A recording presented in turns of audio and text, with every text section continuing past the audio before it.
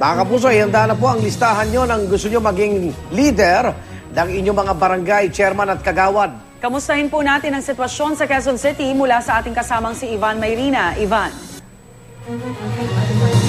Yes, sir. Mga kapuso, nagbabalik po tayo dito sa President Corazon Aquino Elementary School dito sa Barangay Batasan Hills.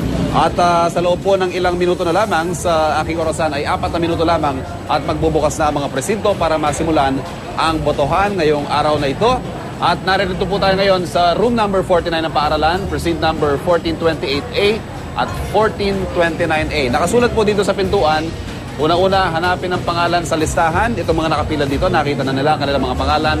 Tandaan ang numero sa gilid ng pangalan at syempre magdala ng ID para mapabilis ang proseso ng botohan. Ito, nakaumang na yung mga unang nasa pila. Pasukan naman lamang natin. Magandang umaga po sa inyo. Morning po. Morning po. Una ho kayo sa pila dito. Bakit ho maaga kayong bumoto ngayong umaga? Para po maiwasan yung siksikan. Aha. Opo, para maging komportable. Gaano po kahalaga sa inyo na makaboto ng mga opisyalis ng barangay? Ano ba yung mga suliranin sa barangay na dapat nilang tugunan para sa inyo? Mahalaga po itong election na ito kasi po kung ano man po yung mga pangangailangan natin dito, problema sa ating barangay, meron po tayong malalapitan. Okay.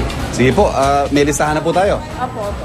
Okay, napakahalaga po na pagpasok pa lamang natin sa presinto, kung nakita na nga natin yung tamang presinto natin, ay may listahan na ho sana tayo. Dahil tandaan ho natin, dito sa Corazon Aquino Elementary School lamang ay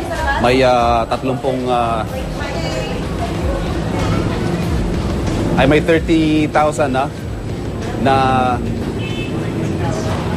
30,000 mahigit na botante na nakarehistro dito.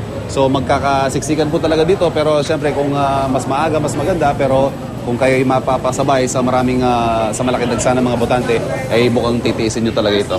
Ito ho, yung mga unang nakapila, chinecheck na ng ating mga Board of Election Tellers ang kanilang mga pangalan para makapagsimula na sa kanilang pagboto.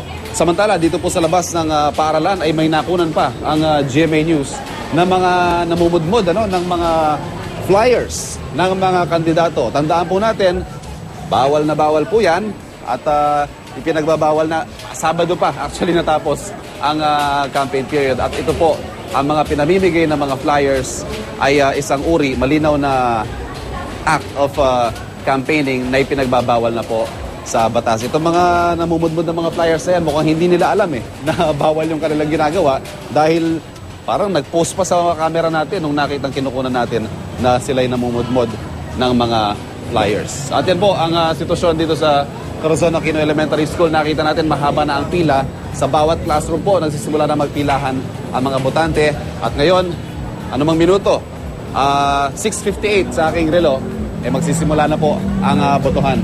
Ngayon po, ang makikita natin, morning sun, medyo pasikat na yung araw.